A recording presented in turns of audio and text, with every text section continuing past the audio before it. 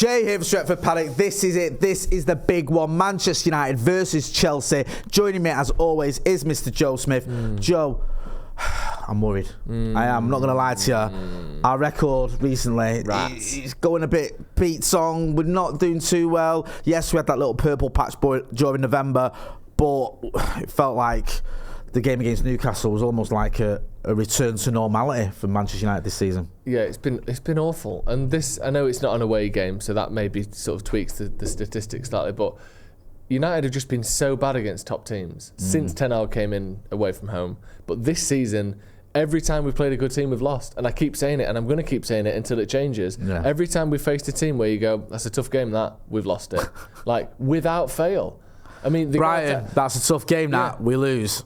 City, we lost. Spurs, we lost. Arsenal, we lost. Newcastle, we lost. Right. Yeah. The only game that was against a tough team that we didn't lose was Galatasaray in the group, and it basically cost us our place because we dropped a two-goal lead twice. Yeah. So we didn't lose it technically, but it's as good as a loss almost, really, when you consider the fact that we need a miracle to get out of the group.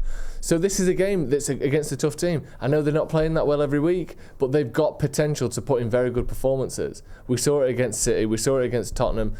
Chelsea can do good things, and they can turn up for the big games. And regardless of how bad United are, this is still a big game, and I think we'll see the good version of Chelsea. And that worries me because we're just awful. We're all right at doing well against a shit team, but as soon as there's a team that's capable of putting not just one attack together, but a sequence of attacks after one another together, we completely crumble. We sit back on the edge of our own box. We can't break out. We can't pass out from the back because we'll get onto the midfield in a second, but that's a big culprit. And we just lose. So something has to change because it's a big game, and if we follow the form of the season so far, it's going to be another big loss. Yeah, I agree, and I don't like sort of sitting here moaning or criticising players or whatever, but you can't just sit here and be deluded and say, oh, everything's great and we're going to be fine. It is a real worrying time as a Manchester United fan, and it's also a deflating one because you want to see your team giving you something to get behind, giving a bit of fight, a bit of spirit, and we're just not seeing that in a minute. Let's talk a little bit about the midfield because... Yeah. It's been a bit of a mixed bag. Kobbie Mainoo came into the side, did really well, was impressed with him at Everton, of course, and when he came on against Galatasaray, had a bit of a tougher afternoon at St James's, although I'm not blaming him for that performance. I don't think he had a bad game. I thought he was one of our better players, although that wasn't saying much compared to some of his teammates. Bruno's been slightly erratic, shall we say. We've seen some good points to his game and some bad ones. McTominay's been one where you've looked at it and gone, yes, he weighed in with some goals, sort of, a few weeks ago, I think it was. Yeah. But in terms of getting involved in the game, he's just not been there. What have you made of United's midfield lately, and how important could it be this Wednesday? Yeah, it's massive, and it's been almost sort of, not non-existent, that's maybe too harsh, but massively dysfunctional for the last few games. Yeah, that's a good word, dysfunctional. And probably all season. We've not really played our full-strength midfield any more than 2 or 3 times this season. And even then, there was an absolute bare bones back four behind it. So, the build-up from the back has been atrocious. Scott McTominay, I'm really struggling to see what he's bringing at the moment. And when I say at the moment, a lot of his career, that's been a criticism, and he's absolutely not sort of dissuading me on that at the minute. He just doesn't get involved enough. His numbers, in terms of just the amount of passes, and I talk about this again, but it needs bringing up. The amount of passes he puts in is usually around half of the players around him. Yeah. He averages around 30 passes a game as a central midfielder. It's not enough. And it's not like it's quality over quantity, and he's putting balls in behind, and he's, creating chance after chance in those 30 passes. He's working in tight spaces, and obviously you don't get loads of passes because he's making those final balls that win us games. He's not getting assists. He's not creating anything. No. He's just not involved. On that as well, his tackling is even worse. I think his tackling he's the 92nd in the Premier League for tackles.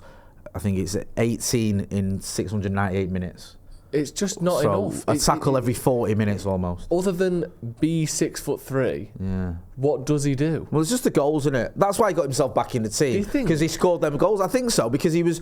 Let's not forget, he came on against Brentford with 5 minutes to go. He didn't start. No. And then since then, he's been a starter. It's almost like tonight went, well, he gets me goals, he got me out of jail. I'll pick him. But he's given away as many penalties as he has scored goals. No, I'm not. Listen, I'm not defending him. I think he's been atrocious for big parts of this season. And yes, he scored some goals and some important ones as well, but his performance levels have not been good enough. And he's another senior pro. We spoke about this on the Paddock podcast. The players like Scott McTominay, like Marcus Rashford, have been around the club for a while, came through the academy. You expect more from them. With all that being said, give us your predicted 11. This is the team you think Erik ten Hag is going to pick for the visit of Chelsea. Also as well, just in terms of predictions, give us your score predictions. Film yourself in landscape, 30 seconds, and send it to paddockmatchday@gmail.com for your score predictions. But talk us through your predicted 11. Yeah, so I've gone with Onana in goal. I've gone Wan-Bissaka, Maguire, Lindelof and Shaw. I thought Shaw was all right at left centre back, but I want to see him at left back. I want players playing in the right positions, and I think that's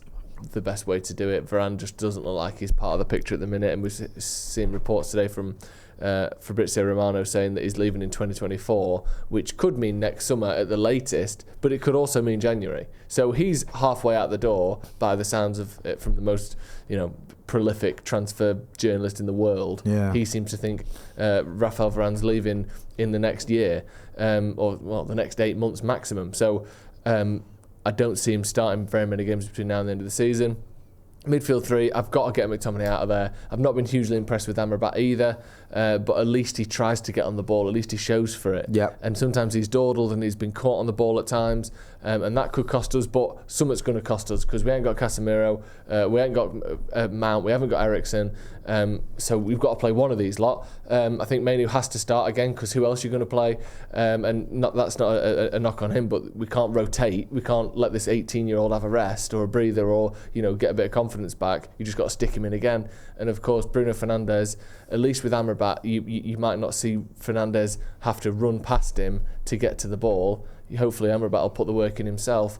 And then front three, I think Rashford's got to take a little bit of time on the bench. Yeah, and it's not even, people always talk about like, he's getting dropped as though it's a punishment, like it's a rehabilitation thing, like prison. No, he's just not playing as well as these other players. So I'm just picking the best players at the moment, and he's not one of them. It doesn't have to be a think about what you've done, son. It can just be Garnacho's banging in goals almost every game he plays at the minute, and Anthony, funnily enough, has been probably the best he's been all season in the last couple of games. Galatasaray especially, I thought he was actually pretty good. And obviously Højlund starts up front over Martial, who, almost the less said about the better against his performances in the last couple of games. So, yeah, dropping Rashford, but not in a sort of, you are sentenced to one game on the bench. Just these lads are playing better, so you aren't playing. Yeah, and I agree with all that. I think Erik ten Hag will go for very similar teams to what you've picked. I've gone with it myself. The only changes I've brought in Sergio Reguilon at left back. I've kept Luke Shaw at left centre back. I agree with what you're saying about Marcus Rashford. Andy, I don't think Andy's been great since he arrived at Manchester United. I don't think he's been great this season, but last couple of games he's shown me something. He's shown me a little bit of something.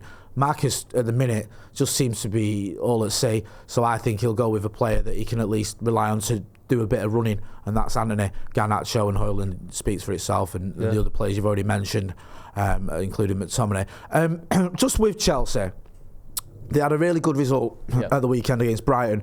What worried me as well was Enzo Fernandez got a couple of goals, and I know he's penalties and all the rest of it, but that was one criticism. He didn't have any goals. He's got them now.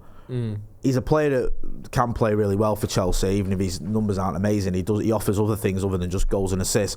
We know, though, they're going to miss Conor Gallagher. I think he got a red card, so he's suspended. Are you worried, though, with Chelsea? Because they're capable of putting in these performances, getting these results, and they're actually on a little bit of a high after beating Brighton in the way they did. Yeah, they're a decent team, and they're probably not the 10th best team in the league. I think at their best, they're probably the 5th best, 6th best team in the league. That makes sense. And they've had some decent players, like Cole Palmer obviously come in and look really good. I think we've seen better bits out of Sterling as well at times this season. I don't know who's ever fit for him at full-back, but Reece James can be good when he's fit and he's playing. I don't know if he is. Same with Chilwell. Cucurella gets a game as well, doesn't he, quite a lot, which is weird because we went for him when he wasn't wanted, and all of a sudden now he seems to get games, and he doesn't play every game. I think they're a good team, but they're just so inconsistent, and almost like United, except they only play well against the good teams, and we only play well against the bad teams. So we'll beat Everton, we'll beat Palace, we'll beat Brentford. I don't know, maybe we won't this season, but you know what I mean. Like, we'll beat the lower teams, and absolutely shit the bed against the top teams. Chelsea kind of the opposite. Like, you look at their wins, it's Spurs, it's the draw against City, it's Brighton, it's these teams that are considered, the better teams in the league. And if they consider us a good team, then we might be in for a bit of trouble here. Yeah, I'm worried. With all that being said, I agree with everything you said, by the way, and I think Chelsea are one of those teams, you can't discount them. You can't go, well, the 10th, the rubbish. That's not accurate. No. And like you're saying, with players like Fernandes, with players like Cole Palmer, who's done very well since he went there, they have got dangerous players. Yeah. With all that being said, give us your score prediction. In all honesty, I think we'll lose again. Okay. And I think this might be one of only very few losses I've predicted on the channel, but I don't see where a win's coming from. The problem is, every team that's attacked us this season has got multiple goals. Yeah. It's like everyone, including Forest. Yeah. Like Galatasaray, Bayern, City, like just everyone. If you come at us and you think that you can score 3, you'll score 3. Okay. I mean, even Newcastle, I know they only scored 1. That was a performance that was worthy of, not just in terms of strength, but in terms of chances created. 2 or 3 goals. No, and we were lucky that it wasn't. I think they'll score undoubtedly, and at the minute, I'm not sure where our goals are going to come from. So I'm going to go 2-1 Chelsea. You're going 2-1 Chelsea? Yeah, and I hate saying that. I hate to hear it, but I think you're right. I think we'll lose.